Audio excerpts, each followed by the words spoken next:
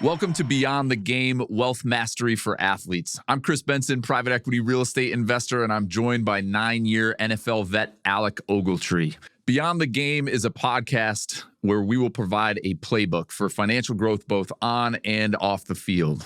Join us each week as we'll have in-depth conversations with other pro athletes as they walk us through how they've created wealth beyond the game, both on and off the field. They're going to share their triumphs, lessons learned, and setbacks along the way so that you don't make the same mistakes. Join us. I think you're going to have a lot of fun. All right, guys. Today, we talked with Andrew Adams, 7-year NFL vet. More importantly, he is also Alec Ogletree's brother-in-law. So we got some good dirt on both of them. Today, we learned 3 major things. 1, what was his first real estate deal? What he invested in? He still owns that deal today. He's talking about selling it. 2, how he learned about taxes when he opened up his first game check. That's a good one.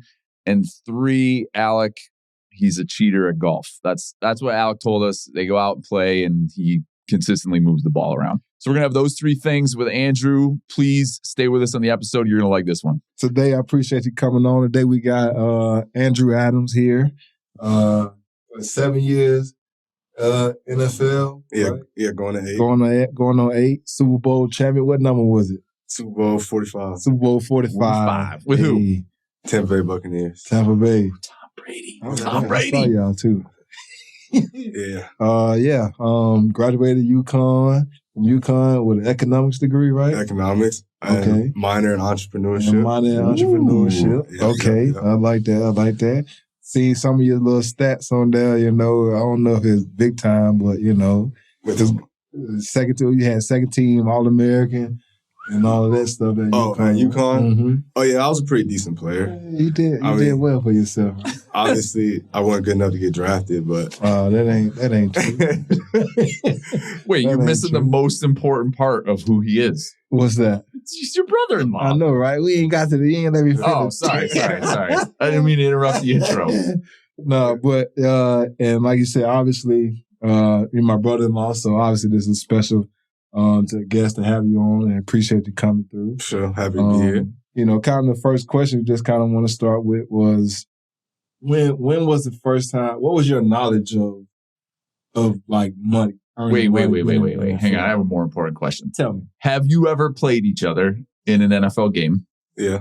Against each other? Yes. A couple times. Now, you're both defensive players. Alex was linebacker. And Drew, you played cornerback or safety? I played safety, or I play safety. Okay. So both on the defensive. So have you ever been on the field together? I think when you just played in Chicago, Mm-hmm. and he was playing some special teams, so I was playing special teams in Tampa. So we was on the field together. And what happened? So he was on punt. I was on punt return.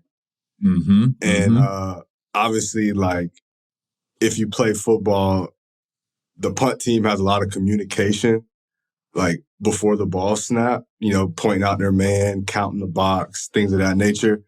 So I'm on punt return, and I'm a guy that can kind of like move around, float around. So I'm just... He was a red dot guy. Wait, what's that mean? What's red dot? Like, that means I've probably done some good things in the games prior, like leading up to this game. Okay. So I'm a player that they need to be aware of where I am at all times on the field. Red dot guy. Does that mean the coach points him out? They got a red dot. No, they got a red dot. I gotcha. They gonna write it on the paper. They're like, "This is a red dot guy" on their presentation. So you knew he was out there. Yeah. But yeah, so like before the ball snap, I'm just like, 44 is the weak link. I like hit him in the mouth. He really was saying that for real. Because like my kind of like punt returns kind of your responsibility is, it's not that stressful. So I was really more just trying to get in his head before the ball was hiked. And what happened? I was about one of the weakest links. I ain't gonna lie, boy. That dude, Britt. But KJ Britt, he came off. Bow! I said, "Oh, he really took what I said." Yeah, just popped you in the face. Hey, he straight hit me. I said, "Whoa!" He like, "I'm a grown man. What you here? Get your little young ass out of here." It was cool though. That was what, year 9 for me playing. I hadn't played punt like since year 1. So did you guys get to hit each other? Nah. Oh. He tried to block me one time in I think I was on the Rams and you was at the Giants at the time. But when I tried to block you, It was just like a random, like you just ran by and tried to hit. It was, I want to say it was on a special team play. Oh. It was like one of I think y'all had to, it was on punt return again. I was on punt. Okay. And I ran down the field. I don't remember that one. I remember it. I don't remember that one. I remember it. He came out trying to block me, you know. If we had better production staff while we were talking, they'd cut that to YouTube and they'd be showing and you get taught. So what happened? I'm sure that straight arm. You can pull the film up some kind of way. Yeah, you can probably pull the film up. We can definitely pull the film up from Chicago. Oh, for sure. I remember that. I was laughing all the way down the field, too. All right, sorry. I didn't mean to distract from the most important question, Alec, but I wanted to know. No, that's a good question. So just kind of talk about, like, a little bit where you're at, like, in terms of, in your life right now, in terms of, like, how do you handle stuff like, what you learn in the locker room? You hear guys talk about, they want to do stuff. They want to learn. They want to go do real estate. They want to go do whatever it is. Right. So what was kind of like your first, I guess, curiosity into doing whatever it is that you want to do? Right? Yeah, I feel like for me, I never signed a big contract. So I was always looking towards what's next, almost, so to speak. Not that I didn't feel secure in football, but I knew that the money that I'm making now is going to have to work for itself or make more money in order for me to live the life that I want. I can't take this money, whatever, just save it or spend it, which is worse. And think that, you know, when I'm 35, 40 years old, that I'm going to be where I want to be. Easy. Youngins. But when you, so when you came out, I guess, okay, you went undrafted, right? Right. Undrafted. Wait, Alec, I have a question. Did that mindset come from school or parents? Because exactly. Yeah, you guys are young. True. I would say that mindset came from definitely parents and how I was raised.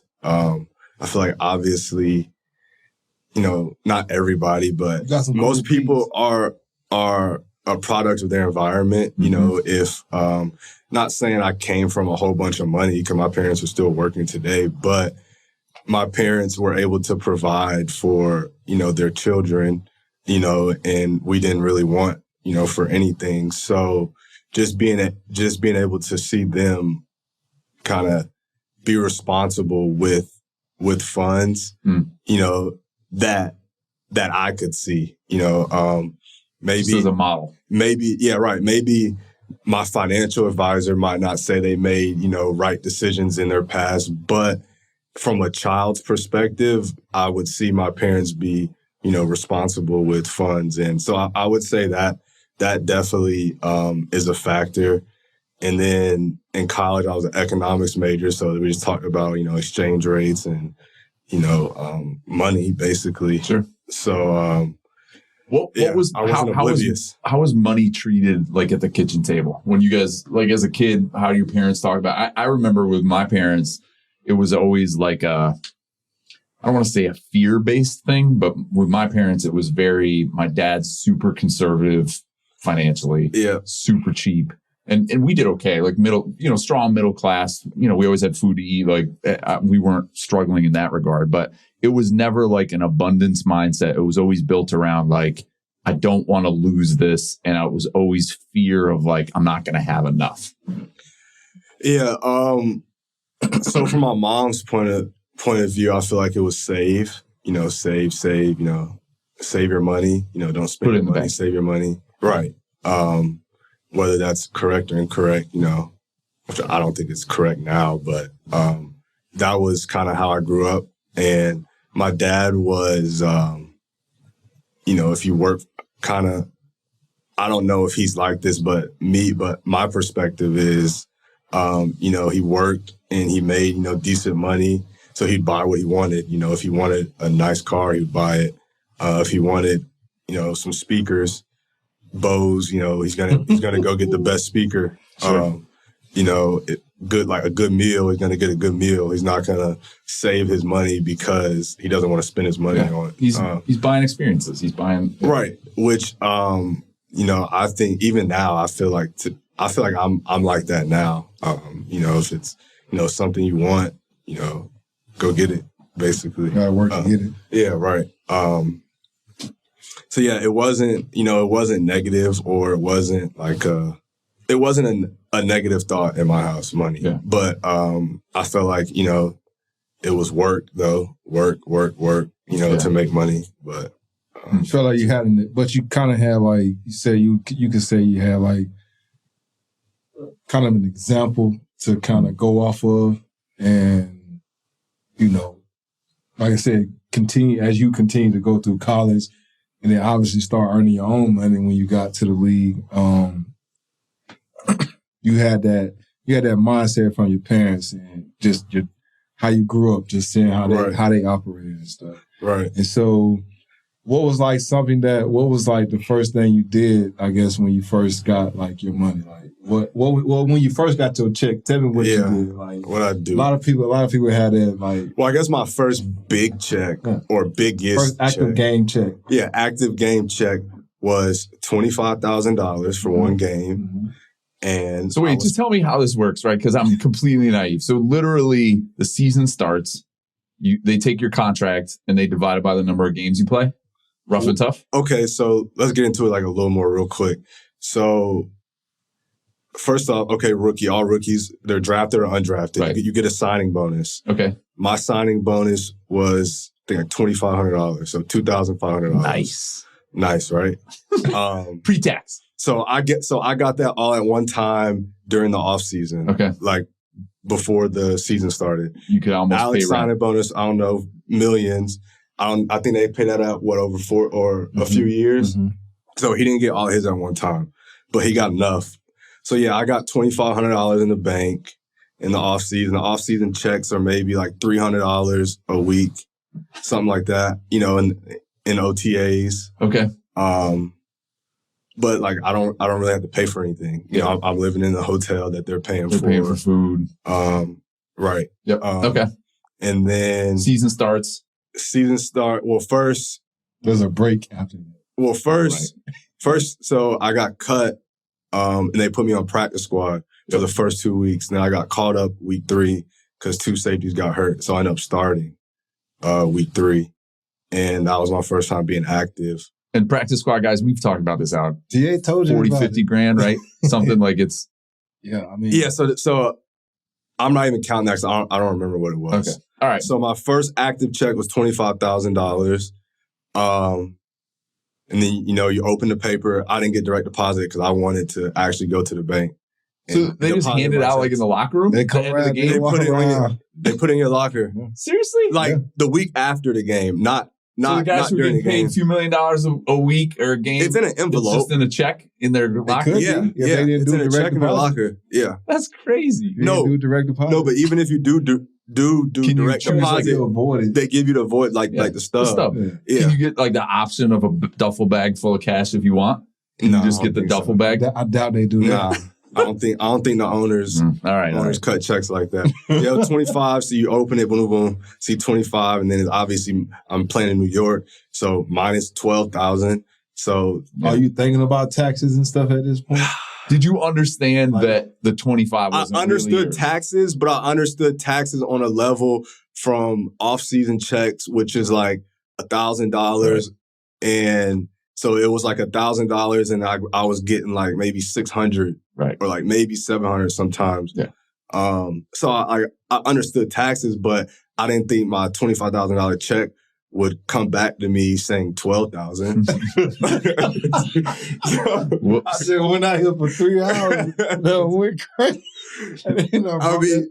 Yeah, so 12 grand, what? Yeah, so and then I had a friend I was playing in Seattle, and his 25,000 was 19 because their tax rate was less. Right. Or I think Seattle, I don't think they have state income taxes. Yeah, Washington? Yeah. I don't know the answer to that. But yeah, it was 19 compared to my 12. So like that's just the difference of where you play makes a difference. Well, Alec, one of the things I've learned too is that you guys are paying tax in the state you're playing the game. Correct, right? So correct. You go to California where state income tax can be it says that double. Didn't they call it the MJ rule? What? The MJ law or something? When he started traveling plant. Oh, really? Is that when they made the shift? Because they wanted to earn off of the income he was producing there? And where he went, they smart. They started taxing. But that's crazy. That's crazy. All right, so you get 12. I don't know. So I don't know. Like, so obviously I didn't buy anything huge. I had to kind of save my money, but I don't know what my first big purchase was. I leased a Mercedes. Which one? A CLA 250. Okay. So that wasn't like, yeah. I mean, that was just. It was that man rough on cars. Nah, I ain't rough on cars. You going through some, Andrew? That man rough on cars. That was my first car, and now I have a Range Rover. But I don't roll with him because he rough on them cars. No, I just don't wait in traffic or, you know what I mean? Like, hey, a pothole, what? I'm going to care about it. And his car low to the ground. That was because we was living in New Jersey. So everywhere you go, there's a pothole. There's a pothole. I couldn't even help it. But I would say, I didn't really have like a big purchase. I think that's what you asked me. You purchased. Okay, you say you purchased a car, right? So you come out of school and you're in a Mercedes. That's pretty good. I think that was $2,500 down, and my payment a month was like $324, like $330. So that's not a lot. I can afford that. Yeah, fair. So when you came out or whatever, right? You got your agent and all this stuff. I know for me, like when I came out, my agent and stuff, they had like their financial people, like kind of all under one thing, right? Was it something where like, Alec, you mean like financial advisors, like planners? Okay. They have, that they're plugging you into. Yeah. Right, yeah. They refer you to obviously, agents, have, because everything's based off relationships. For sure.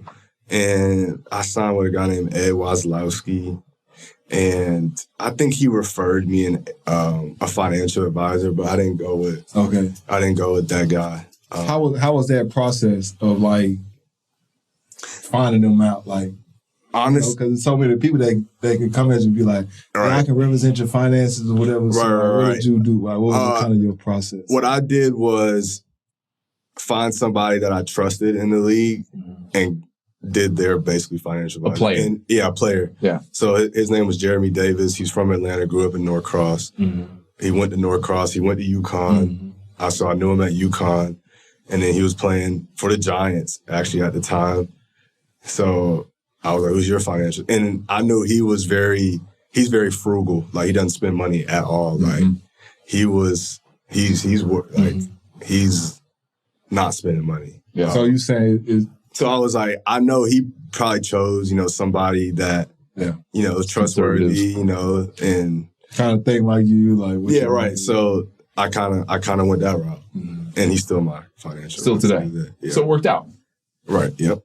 Worked out. That's great. So you should be paying Jeremy something then, huh? Referral fee. Did Jeremy get a cut? I tell Jeremy to get a referral fee. Why? Referral fee. I got to pay my advisor. I'm saying for so I'll pay my advisor and Jeremy. Oh no, I'm saying.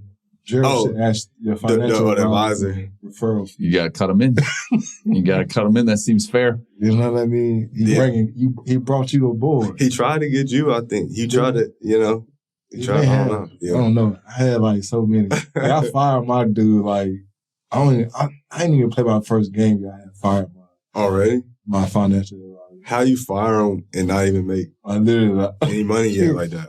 Or he probably didn't even have a chance to work. Well, I mean, for me, like I wanted to kind of have it separate too.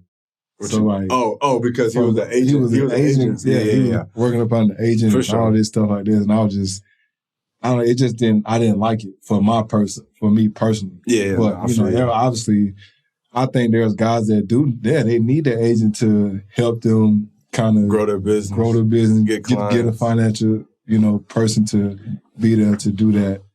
Are there guys in the league? Do you have the time and energy? Because I think like for people like me outside the world, right? Like I look at financial advisors for the most part and be like, I can do most of the stuff they're doing. There's some guys who are doing some sophisticated strategies, and obviously because I'm in real estate, I invest mostly in real estate, and that's what I know, right? Right. So like, are there guys in the league who manage their own stuff that are there for you to like go talk to? Or are most guys outsourcing that to somebody and their job is like, look, I'm going to play football.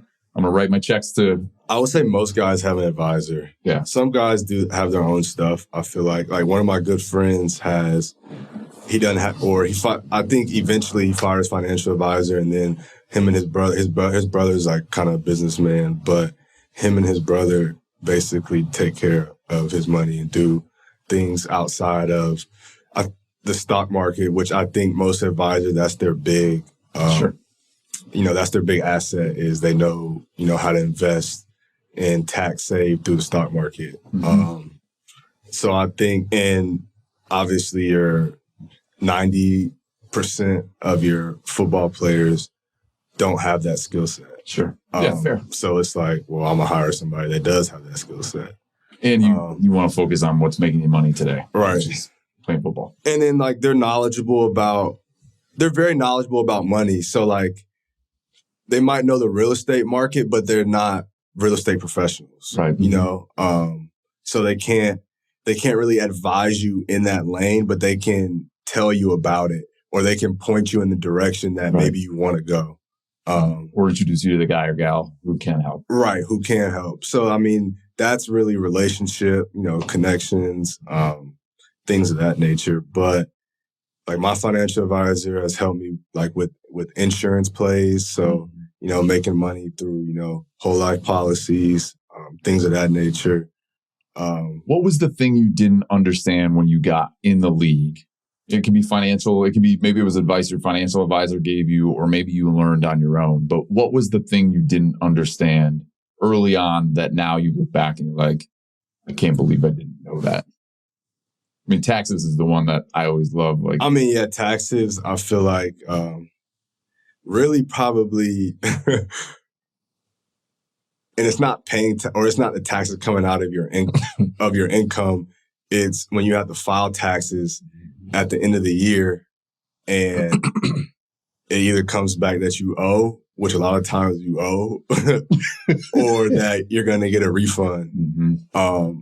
So I think that was the big one, because I think one time, like, I didn't budget at all for having to owe Uncle Sam, a big check. And it's like, dang, like I was already my 25 went to 12. Yeah. And now at the end of the year, I still owe more. Like, that's crazy, right? Something got to give. That's crazy, right? I swear. So yeah, my first couple of years, I was like, why am I paying all this money? I'm not about to cut you another big check. Like, yeah. So like that didn't make any sense to me. But now, I mean, you look back and like as you grow, and I'm still growing, you find ways to save, and tax. Yeah, and hopefully you getting a check at the end of the year versus you cutting a check at the end of the year. Yeah. The hard part, I think, for people listening too, who may be outside the world of professional sports too, is you guys are W-2 employees. Yep, W-2. Right, like the worst way you can make money, or the most challenging, I guess, to create strategies to defer taxes. You're in it, right? Right. Not only you tax for every state you play in, but you're also a W-2 employee. So they're taken from every angle, and it's really hard to strategize out of that. And we used to could write off anything related to obviously football. So massages, any type of therapy, even like running shoes, cleats, things of that nature. We can't anymore. Why? I think, was it Trump? But there was a law passed maybe 4 years ago. Maybe like 4 years ago. Huh. See, this is the difference between that and a business owner, right? The tax code is literally written for business owners, right? Because at Reliant, anything is a write-off. If right? I mean, for the most part, you got to prove that this isn't part of our business expense. Right. And, you can be pretty broad in that. What my tax strategy guy says is aggressive, not fraudulent. So if you could be aggressive, but not fraudulent. But as a W-2 guy, that doesn't work. Exactly. No, you can't. That's That's hard. It's black and white.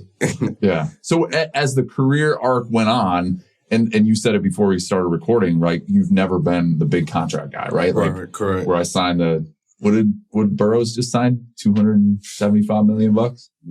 To me, that's not even.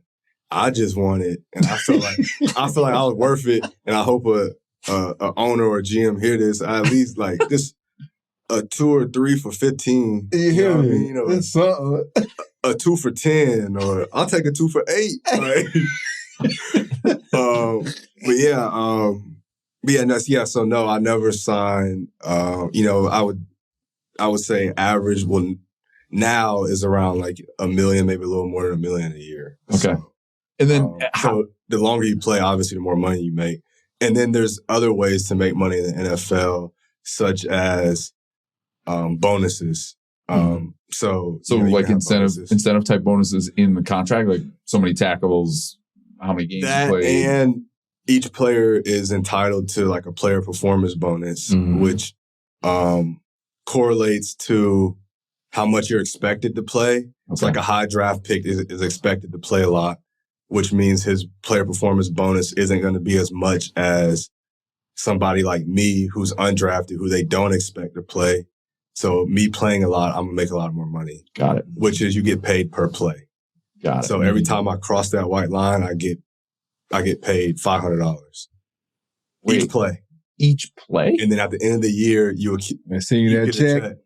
At the end of the year. Oh, really? Be happy. Yeah. I didn't know that. So you're saying the number of packages you're a part of, you're getting a check or a bonus. The number of plays. Every time he step like from the sideline. That's the white line when I cross the sideline. Yep. And they say hike or they kick that ball off. That's what if it's penalized? What if you're out there offsides and you come off the field? That's another play. That's a play. You play. That's another play. I didn't know that. Okay. It's good and bad because if you have a lot of those, if you plan a lot defensively anyway, like usually you ain't doing too good. But wait, what do you mean? What do you mean? Like if your offense is on the field more than the defense, you're not doing well as a team. You typically but you're cashing that check. No, yeah, you ain't thinking about that.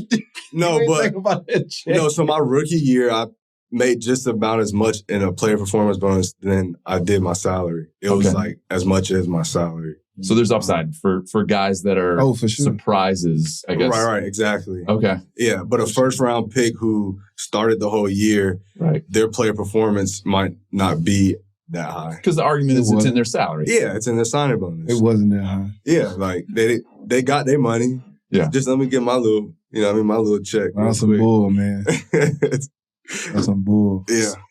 So as you progressed along in your career, right, you start to understand how to maximize compensation for yourself. Like, walk me through, how do you think about a year, right? So like, you have to make that money last, not just for your living expenses month over month, but potentially after that. Like, how do you think about, all right, I'm going to make $1 million this year, or $2 million, or $5 million, or $500,000. How do you think about that in your head? So at first it was kind of, just save, to a point to where, okay, you're done saving. Now you need to start investing. So was there a goal with that? Like, I want to have a year's worth of expenses. It was a conversation with my advisor going in, and my saving is also compounding in a brokerage account. Yeah. Okay. So that's, I guess, kind of like investing, but that's really my savings. All the money that I've accumulated over my career that's there earning money and not just sitting in a savings account. So you have that. And then I have, I guess, what you would say, cash on hand. And that was like a year to a year and a half of life. Right. Of expenses, and so it costs you whatever, $10,000, $100,000 a month to live. It doesn't matter what the number is, $10. You got that sitting in the bank where if worst case scenario happens, I'm living for a year. And like, I need to go find another source of income. Right. I'm good for a year and a half. Yep. Okay. So that's basically cash on hand.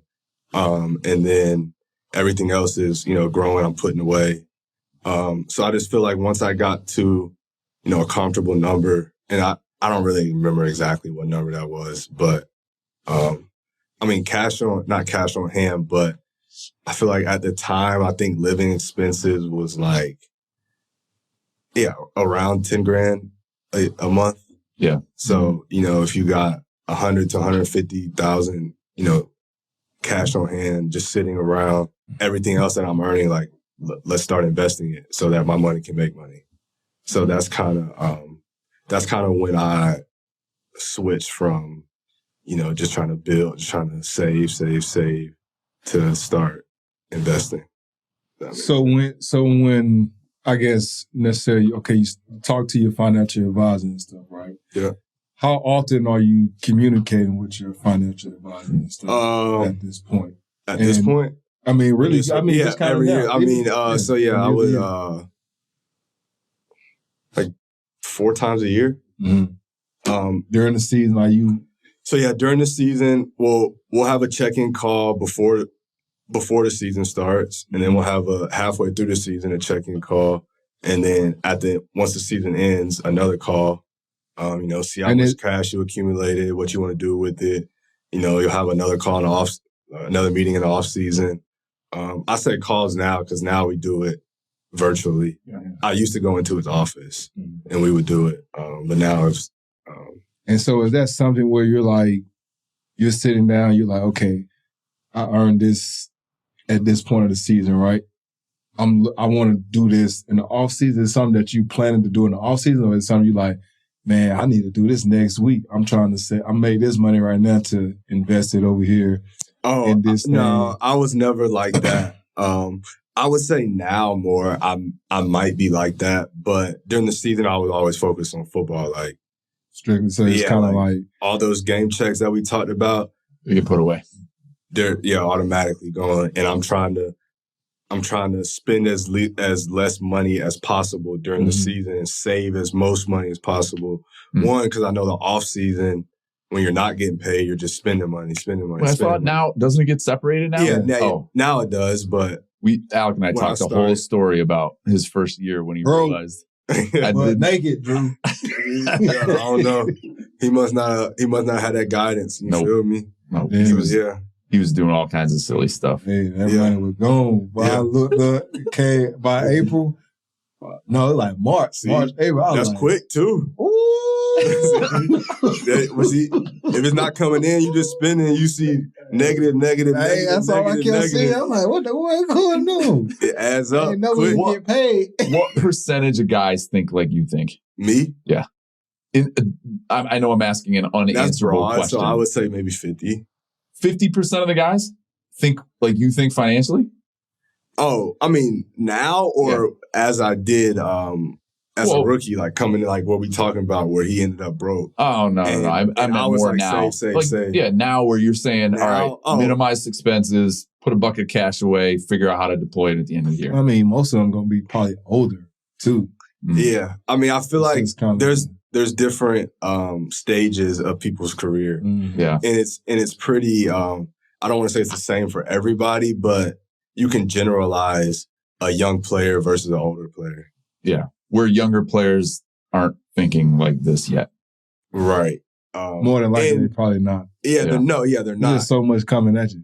It's a lot. Like, they trying to learn the plays. Right. Like, they trying to figure out how to last in this league versus, the opposite, being out the league and figuring out how to last. Right. So, and it's such a tough business to where you really got to be all in, especially as a young player, because you got to figure it out. Like, now I kind of got it figured out. So, I can spend my off season thinking about real estate and all this other stuff. And then when the season starts, okay, put that football hat back on. So I got a question too, since you say that. So I think I asked TA that too last week. It's your show, Alec. You can ask whatever you want. But my question was, do you think there's time during the season to focus on your finances and whatever stuff that you want to do? You know what I mean? Yeah. Because a lot of people would be like, I don't got time. You know, I'd be like, I'm so focused on. I'm so focused that's an on excuse. being. That's an excuse. Being the greatest football player, or whatever. And you only know what you know, But that's an excuse. I feel like there's enough hours in the day to where you can, go practice, go do what you got. Flip hats for 30 minutes and put time into something else. An hour. I mean, 30 minutes every day for a whole season is a lot. Yeah. Yes, it adds up. Yeah, but is it just they don't know what to put those 30 minutes into? Yeah, I mean, I feel like a lot of it is education. Like, if only there was a community. Athletes. That's why we here. Yeah. That's why we here. We can build a community. But like, as you go, like as a young player, and then as a year 2 player, you meet somebody. As a year 3 player, you meet some new people. As a year 4 player, you meet some new people and have different conversations.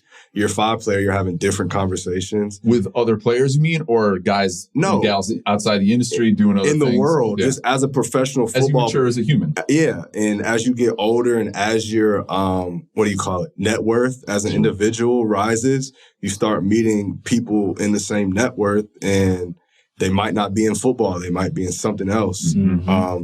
So it's like, how does this person make football money and not have to run into a wall? Yeah. Like, let me think about that. Not get blocked by Alec Ogletree, special teams punt returns. Yeah, like, I mean. That's like one of my biggest things, too, is like, it took me a while to get it. Like, it wasn't something that I just thought about right off the bat, because during the season, I was that person, like, man, don't talk to me about no financial nothing. I don't want to hear I'm in the season. Like, you don't really know nothing about it. Yeah, like, I don't even don't call me. You see what I'm saying? Mm-hmm.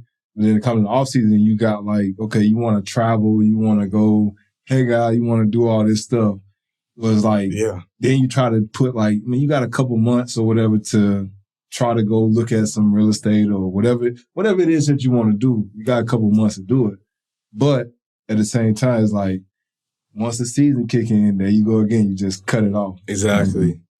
Mainly, right? And can you let stuff build up and go by the wayside, whatever, during the season? Then the offseason, you're like, okay, I'll get to it during the offseason when I have time. But if you don't have a team who's working for you during the season, you're missing opportunities. You trust. Oh, yeah, exactly. Right. That you trust to do that. But like I said, for me, it was like, man, I didn't want to deal with it like that.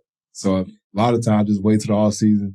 I try to, go to these meetings, go do this, go do that, whatever, right? And then I kind of realized probably 4 or 5 years ago, maybe. I was like, man, I'm spending my time, like, I get done, with practice or whatever. Playing ping pong. And you got time to. You got time. You got time. You got time to go. You can be 1 day a week, 1-2 days a week to go. Look at this. Go do this. You ain't got time to go play pickup basketball. No, you don't. But you got time to sit down and figure out some money strategies. Yeah. Like how much? It's funny, like, you guys are young, right? How old are you, Drew? 30. I'll be 31 in October. So I'm 43, right? So I'm on the other end of that. No, that's young. Well, yeah, it's all relative, but you're at the tail end of your career, your most money-making career, at least initially, and you're done at 30, which is crazy. It's just crazy to me. But the interesting thing about like time is just you decide where you spend it, right? Mm-hmm. And there's always time. Whether it's working out, I don't have time to work out. You probably do. You can spend 45 minutes a day. Yeah. And to your point, Drew, like it's the compounding effect of the same thing over and over for years. Not a month, not 2 months, but 10 years, 20 years. Exactly. And when I talk about investing, especially in real estate, it's about not losing money in singles and doubles for 20 years. And you're fine. Everybody wants to chase triples and home runs. Mm-hmm. Right. Well, there's risk associated. There's a risk spectrum there. And that's the piece that I think, people get too caught up in the short term as opposed to, I'm going to do a little bit today, a little bit tomorrow, a little bit the day after that, and I'm going to keep doing it. And then eventually you look back and you're like, oh, I know a lot of things, or I've saved a lot of money, or I've invested a lot of money. I mean, I feel like, and that's almost everything. Like, that's just the instant gratification that everybody wants, Like, I guess the easy example is working out. Like you said, somebody works out for 3 months Yep. And they don't see the body change like they want, and they're like, "Oh, this isn't working." So then they eventually start working out. And it's like 3 months in the grand scheme of things isn't. How long did it take you to get that fat? Exactly. It took you 20 years. It's going to take some time to get it back. Like if you're 45 years old and you got a dad bod, it ain't working. Yeah, you got to put some time in. Yeah, like professional football players who played football for years and did so many hours of whatever, and then we became a pro. You know, it's not like. Yeah. If you guys have read Outliers by Malcolm Gladwell, right? He talks about the 10,000 hour rule to become an expert, right? Yeah. You got to put your 10,000 hours in to be an expert in anything. Football, real estate, investing, piano player. Yeah, it takes time. Yeah. And people don't understand, to get to the levels you guys have been athletically or to get to that financial level they want to be, it's a time. Yeah, for sure. I think they understand. I think it's fair. more so. That's fair. They just don't execution, want to do it. and it's the execution, like, and being consistent. Yeah, and even in like pro sports, like it's execution. Like everybody's good, whatever, but who's gonna execute? You know, and outside of life, like you have this plan to build this, this grand business, or to invest in this, and that. But how are you gonna execute it? And are you actually gonna go out and execute what you're saying and what you're brewing in your mind? My coach used to say. Coach Bush would be like, most people know what to do, but few people do what they know. Yeah. Right? Well, yeah. And we got all the answers. I heard that. Look, what I mean? The fitness industry is $1 billion, billions and billions of dollars are spent every year on fitness. It's not hard. You eat well and you work out.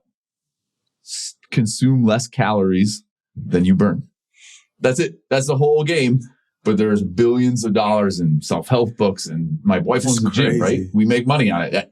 It's crazy to me when people are like, Chris, how do you stay in good shape? I'm like, you'll never guess what I do. I work out and I eat well. That's it.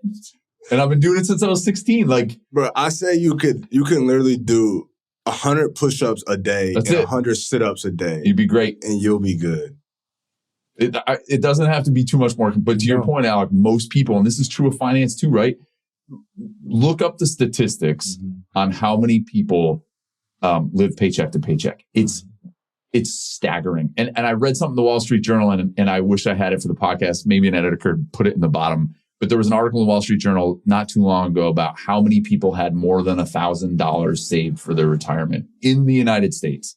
And it was a staggeringly low number, percentage of the U.S. population, which is crazy. It's crazy, right? People just can't. And it's like, I don't know what you believe about climate change, but things that are so far ahead, that are 20, 30 years out. Yeah. It's not today. Can't even see it. I'm okay today. Yeah. But that 20, 30 year you is coming. Gone. It's going to be there. So I mean, going off in a rat hole. But I feel like that's hard though. Like to my defense or our defense, like I haven't been at, like, what do you say? I don't want to say financially free, but top tier, in America, and yes, you are in salary. No, well, I guess I can say I am. No, you are. At the top. I'm going to look it up while you're talking. Okay, but if I am, I've seen it, right? And so I know that it exists and it's attainable. Fair. But if I came from, $500 every 2 weeks, fair, and had 2 kids and had to, it's hard. It's hard to see that. How am I going to get there? And what does that even look like to get there? You feel me? Yeah. But it's like, but it's kind of no different in necessarily how you think about money. I feel like whether you got 500,000 or 500, it's just kind of like, what are you prioritizing to do with that money? What are your priorities? Like, what do you find important to go? Is that, Alec, is that just mindset? Is that just mindset around money? No, but somebody's priority might be to feed their children, make sure that their children has clothes over on their back. And look, wait, we're talking about something. Yeah. If you got to see it to be it, right? Like if you grew up with no model, no vision to how do you get there, it's the reason why poverty is multi-generational, right? Yeah, and I'm not saying if you did grow up like that doesn't mean that you can't get there or won't get there. Right. I'm 100% with you. It's definitely a harder track. I grew up with an opportunity in front of me that I would say most people in the world, if you think about the population of the world, don't get. Right. I'm a white guy in America. Right. Those are the two. Like, I'm already winning. Right. If you're a white human being in America, you got a pretty good head start. You got opportunity. Right. My parents were pretty good parents. I got to go to high school and graduate. I got a chance to go to college. Yeah, you can pretty much. I mean, the rest is up to me. The rest is up to me. By the way, top 1% income earners in the U.S., according to Forbes, the article I just looked up. You guys and the editors are going to have to put this in. $650,000 a year. So you're there, right? Like you're in the top 1%. And I know that's hard because, the top, that number. For sure. You're Joe Burrow. You just signed $200 million. Okay, but contract. exactly. Yeah. So you see stuff like that, or you see, you see the big entertainers. But that 1% is a big. That's literally. You see Alec Ogletree on the couch. That's like 7-8 people in the locker room that make that type of money. The majority of the team. You're talking about. It's not 7-8 making that 200. Oh, 100? Not 200 million. No, I'm saying just like to be like, oh, I'm a millionaire. Like they can be like they can millionaire. No, it's more than 7-8. How many you say? If there's 53 guys on a roster, there's there's 22 starters. You probably got all of them out there you probably got a good 15 out there with 15 of the 22 make more than $1 million a year. Well, I would say not just all per of them team. I'm saying like the life-changing money. Oh, that's 4 or 5 guys a team, right? No, he's saying it's more. It's more. What do you call life-changing money? It depends what your definition of wealth is. Just say no. In my head, here's my numbers. Just say if you play professional football from 21 to 30 and you retired at 30, what would be the number to you that would be life-changing? It depends what your life started at. But how I look at it is not life-changing. I look at it as, can I create enough passive income for the rest of my life to live the way I want? There you go. Right. The easy math in my head is life-changing because then you don't have to work the rest of your life. But everybody's monthly nut is different. There you go. Right. Okay. Some people live in an apartment. Some guys are buying Lambos. Right. Like, and okay. So what would you think the average American's number would be? Do you know what the average American income is? No. I'm saying to live, to travel, I don't know, a couple $100,000 a year. Right. Okay. So look, what's that? $4 to $5 million. Yeah. Right. If you invest smartly, you can invest $4 to $5 million where you're earning passive income of, let's say, 8 to 10% a year. Right. So, $5 million, that's $500,000 a year gross for taxes. But you can live pretty well on $500,000 a year unless you're being a ding dong. Yeah, $5 million. Yeah, that's the cash. Number. That's not I made $5 million. That means I got $5 million in the bank. Exactly, and that's the number my financial advisor gave. He actually gave me 4, but that's the number to get to. Basically, like when we had this conversation. Yep.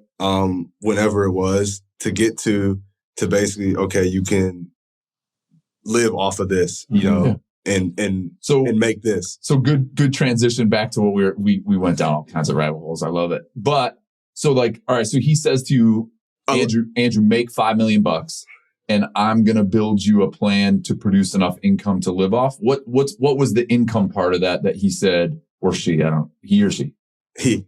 So that he said, hey, we can produce based on our investment portfolio, what?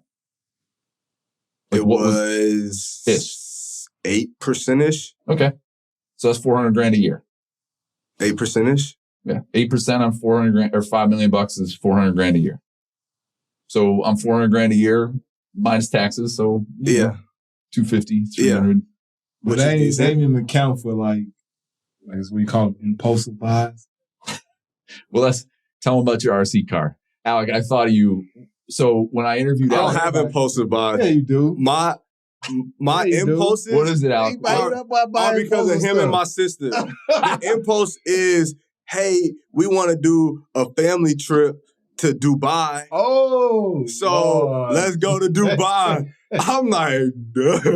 These are memories. So now I got to come up. Hey, let's go. That's what the money's for. So now I got to come up with 20 grand real quick. That's the impulse. Let's go. Come on. That's the impulse. There's a great book called Die With Zero that changed my life. It was my most gifted book of 2022.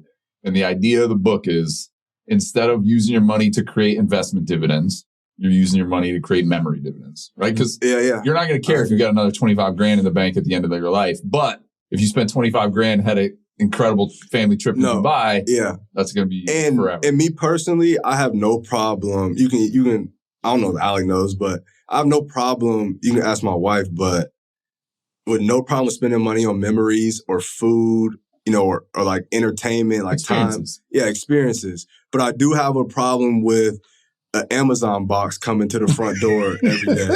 Or I do have a problem with,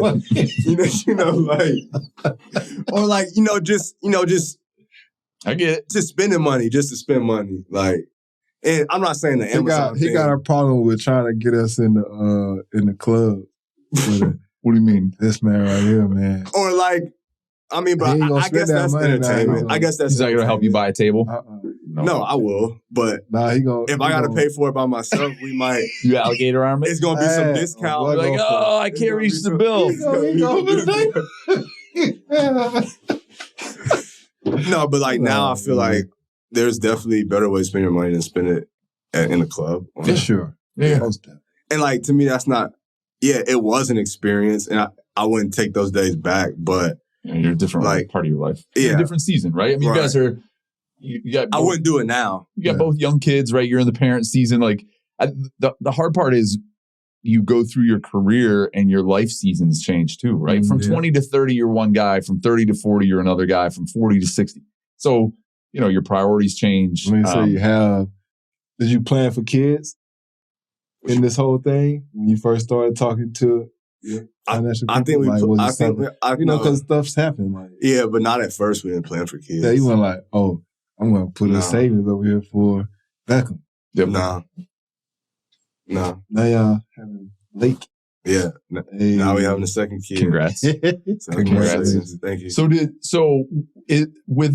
With that 8%, let's go back to the nitty gritty, because this is what I like to learn about this stuff too, and what other guys are seeing. I want to hear what the financial advisor is telling you how he's going to go get that 8. And do you have insight or choice? And then I want to hear, what are you doing personally? Like, because Alec talked about it when he and I had our first interview in the first episode of like, there was a moment where he was like, oh, I can buy a condo in Miami. Someone else can rent it. They can pay me money and I don't have to do anything. Yeah. There's definitely those. But what that 8%, he came to you and said, hey, I can get you 8%. Is that through his strategies in the stock market? Yes. Okay. So you're basically just turning that money over to him and say, yes, hey, I'm paying you 1% a year. And they cut you a check, basically either monthly or quarterly, whatever it is, with you get a check in the dividend. Yeah. Got it. Yeah. Okay. Did you think about that as, did you guys try to build your lifestyle on the dividend check and not live off any of the contract money? No, I didn't build my life like that. I built my life like, so get to that number or try to get to that number. And as I was trying to get to that number, and obviously I have access to the account so I can see. So let's just take an easy number, for example, $1 million. 3 years later, the account says, let's say, 1.1 or $1.2 million. Yeah. Just say 1.1 million dollars. And that's 3 years later. And by this time, I've become a homeowner. So I bought a townhouse for like $375,000, maybe $400,000. And 3 years later, I sold it for like $550 or maybe close to $600. So I made like $150,000 off of it. Mm-hmm. And I'm like, if I can do that, why can't I do this, on a larger scale? Mm-hmm. And that was kind of your aha moment to real estate? Well, I had dove into real estate before I sold my house, because I didn't know how much I was going to make on my house until I sold it. But I had already dove into it because, like I said, I was undrafted. I never signed a huge contract. So I have been thinking about what else is going to make me money that I don't have to go out and get a job for when I'm done, blood, sweat, and tears in football. I don't want to go work. So I want my money to make money for me, and I'm not going to have $20 million that I can just sit on. I'm going to have a few $1 million that I have to turn into $5, $10, $20, $25 million. So me, it's always, how do you turn this, I guess you can say life-changing money into, long-term wealth. Long-term wealth. How can you do that? Beyond the game. So, man, we're trying to figure it out. You feel me? So I was like real estate, and I wasn't just like real estate. I went to conferences with Alec. His CPA put on, like wealth conferences and stuff. The team. I went to the one that Alec just didn't go to because he couldn't find his passport. He lost this last one. Yeah, I didn't go to that one either. But there's been other ones, and then in Tampa, there's like a player engagement guy that he kind of facilitated off season, like business planning and from the team, things of that nature. So I participated in that, and then to me, real estate just stuck with me because it's not going anywhere really, and it can't really go anywhere. It's tangible, almost like fitness or like I wouldn't say training, but like the body isn't going anywhere. Athlete, like there's always going to be sports. There's always going to be people, trying to fix their bodies or like that's not going anywhere. Just like real estate. COVID, and then it went away. Healthcare is a good one too. Yeah, well, I'm just saying, like the human body. If you have a business that have to do with the human body, the human body's not going anywhere. So what have you done in real estate besides the townhouse? Where did you take that? So that was my primary residence. Okay. So I don't consider that as an investment. Sure. But so yeah, I had went. So my first real estate, and then I learned, I was like, all these people are borrowing money, not using their money. They're borrowing somebody else's money, the bank, somebody else's. Power of leverage. And then they're making more money and then just giving whatever they borrowed back. With a little interest, but whatever, they already made their money. So I was like, I don't have that much money to just be buying $1 million property and trying to make money off of it. So how am I going to do that? So then I started, figuring, reading and talking to people. Like what kind of resources? Like where would you go? I talked to a realtor in Florida who's been in the game for a while, and she put me in contact with certain mortgage brokers. And so you talk to the people at the bank, you talk to other real estate professionals, and then you build these relationships, and then you kind of tell them your situation, and they're like, oh, I can help, or oh, I can't help in this situation. But the people that can help, then you dive further in with them.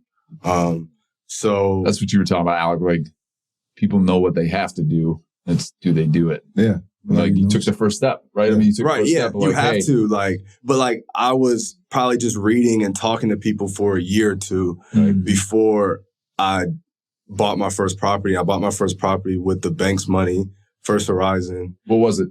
A single family? No, it was actually, it was five duplexes.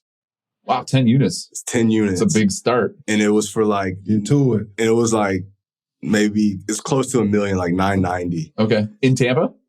Tallahassee, Florida. Okay. And not as nice as Tampa. I got it might well be Georgia. I got a normal mortgage loan. So 20-30% down? No. See, I didn't have to I put 0% down. But that's because you built that relationship too. So I built the relationship with the banker.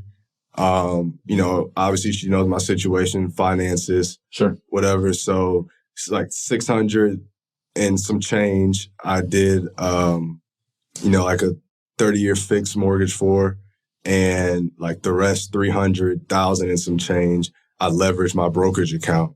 Got it. Lent against it. Yeah, I lent against it. That's kind of like putting cash down. If it goes to shit. If it goes to shit. They're taking your money. Right. Yeah. So but I get it. Smart. That was my first one. I'm like, then I can buy it. And so it brings in, like maybe around $8,000 a month. Still? You still own it? Yeah, I still own it. I'm thinking about selling it though. Cause like I said, anybody want to buy? Cause, and not because it's a bad property, it's because I don't want to deal with. You just want to do something else. I don't want to deal with, property managers and, all that anymore. I'd rather put it, into commercial real estate or something else where it's a little more passive, even though it's passive. But, you just want to do something else. That was my first one. How did you know who was going to property management? Did the broker help you through this process? No. Because that's a big, you're going from the real estate agent. The real estate agent found the deal, helped me manage it. Okay. So we interviewed like a few different companies in Tallahassee, property management companies in Tallahassee. And we really just went with the one we liked and we felt comfortable with and that they would do a good job. Incredible. She put us in contact with these different property managers. Mm-hmm. So I guess kind of a couple closeout questions, I guess we can ask, would be, what is something that you would, is it something that you know now that you wish that you would tell yourself as a younger person, like young in the league? What's something that you would tell yourself as a younger person to be, or, what?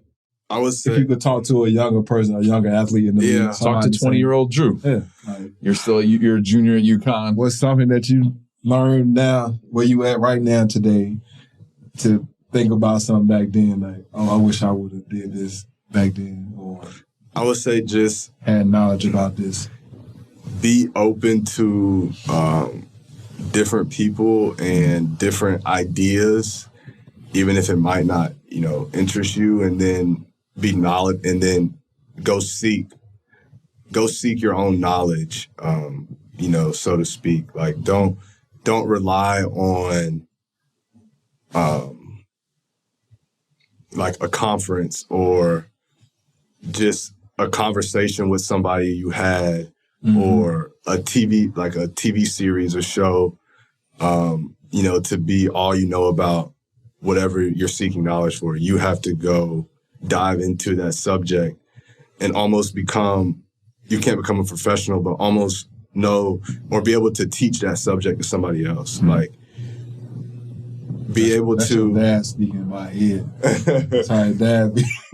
No, but you really have to. No, but you really, like, when it comes to investing or like having a strategy of investing, like, you have a formula and you plug in the pieces and you do it over and over and over again. Like, you have to. You gotta learn the formula. You have to get the knowledge first, and you have to seek knowledge of whatever it is that you don't even know that you want to do. Like, so like a 20-year-old, somebody talking to me about all these properties or private equity or whatever, you might be like, oh yeah, that's interesting, but that's the last thing you hear about it until you're 28.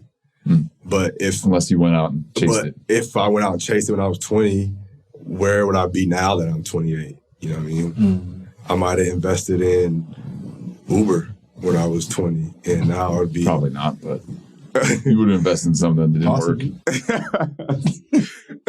So how do you think... So this is year 7, right, this year? 8. This is year 8. This is year 8 in the NFL. So God bless, I hope you play 15 years. No, I don't want to play 15. How long you want to play? I'll probably 2 more. All right, so you get He's to just 10. asking for 2, y'all. I'm just asking for 2. He wants 2 for 8. 2 for 8. 2 for 15. He said 2 for 8. That's as low as he going. 2 for 8. 2 for 8. But I'm going to have to take that 1 for... 1 for 1 for right now? But yeah. So, all right. So let's say 2 years. You got great health. You go crush it this year. A team signs you for your final contract. How do you think about what's next? Like the literal beyond the game for you. What does it look like? I guess I'm curious. I've thought about it now, but yeah, keep going. From an investment side of things, like, how do you think about how am I creating income from 32 to 82? So to me, it's going to be 32 to. You can get your pension at 45, but I wouldn't take it until I was probably 65 because it's a lot more. So NFL pension, how many years you got to play?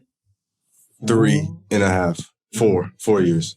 So 4 years. And how much is the benefit? Well, I think it's like 3.5. Yeah. So I could pull up my pension numbers right now. I might have looked at it not too long ago, but I think right now, if I stop playing right now, I think at 65, if I put it out when I was 65, I think it would pay me like $7,000 or $8,000 a month. Mm-hmm. And I think mine said 12. At 65. And the pension's different than 401k, right? Yes. So then you got your 401k, and there's other plans that you've accumulated. I have my advisor. Manage those by yourself too. Yeah, I have my advisor with brokerage account. So you're done. Not you even hope to never work again, or is it just a No. At 60 or at 50, definitely yes. I feel like I should have done enough with my money to where at 50 I can wake up and play golf every day. You're not going to want to do that, probably. No. I know I'm not going to want to, but to have that option. Yeah. To have that option. No, but even you now, still need a purpose. You need a reason to wake up. So that takes me now. Like, stuff. I've been golf at with home. Alec every day. He's got to get old. No, I've been at home. Obviously, he don't keep cheating me rehabbing. either. He cheat. He said I cheat because I win. This guy hit the ball, walk to his ball, pick it up, walk around. Like he hit it out of bounds. He hit it out of play. This is what he did one time. He hit it out of play. He drives up. Now, he on the cart by himself. Nobody else with him. But I'm kind of looking. I'm looking at him. And all of a sudden, I just see him. He pick up a ball. He's like... I pick up my first ball that I hit. He didn't even My mulligan shot. He find the ball way over here. He go pick up the other ball and start walking around. I'm like, what you doing? He's I'm looking for the first ball I shot. I can hit right here, can't I? I can just drop right here. I'm like, what? He like, that's not even a stroke. You physically pick the ball up. You walk from. I don't know. Sounds like cheating, Joe. It's cheating. I'm telling you, it's cheating. It's 1-on-1. I don't even know if he explained that right, but sounded right to me. He seemed pretty confident. All right, but you need a purpose. Yeah, no, for sure. So what happens 32 to 50? Yeah, right. So obviously you have to. Or what do you want to do? Or are you not sure yet? I want to help the youth, and I want to develop young men, and specifically. In what area? Like what? In what kind of facet? As you said, developing. Like, to me, I want it to be multifaceted. So not just in football, not just in training, but in knowledge, like in real estate or in private equity or in life skills, building relationships with high net worth individuals, surrounding yourself around high net worth individuals. Just everything that a young kid wouldn't know that would help him be ahead of the next person. So yeah, that's what I want to do. And obviously I'd monetize that in a certain way to where, the structure and the business is, very detailed and, thought out, and it's very professional. So yeah. And then I do like real estate, so I'll continue to grow in real estate because I feel like that's a good play, and I'll keep learning about other things as well. So, congrats, man! You've built a great career. I wish you the best of luck in the next couple of years. You got two more, you said? Two for 8. 2 for 8 now. 2 for 8. Appreciate you coming on, Drew. Oh yeah, man. Appreciate you. What can they find you at? They want to get at you. What they want to get at you? Find me at Andrew _ Adams 33. Okay. 33 was my rookie year number, so that was when I all the GMs and owners 2 for 8. Come on, Andrew _ Adams at 33. And that's where we starting. You know what I mean? Yes, we can negotiate down to You know what I mean? 2 for 7. We ain't negotiating. We're not negotiating. I'm just saying, if somebody reaches out to you and gives you a contract through Instagram, Alec and I get a percentage. How much do agents get? 3%? Hey man, I just need to come to the game so I can I need to sit in the box. You know, I just need to sit in the box. I don't need nothing else. I just need to sit in the box so I can stretch my legs. That's about 50 grand. Hey, just one game. All I need is one game. Yeah, that's about 50 grand. I pay halfway. You know? Thanks, Drew. Yes, sir. Yeah, no doubt. Thanks for having me. Wish you the best of luck. This was fun, yeah, for sure. Thank you for tuning in to Beyond the Game. Please like, subscribe, comment on your favorite platform. It helps others find the show. Special shout out to Open Heart Media, who has helped produce Beyond the Game. Check them out at openheartmediaco.com.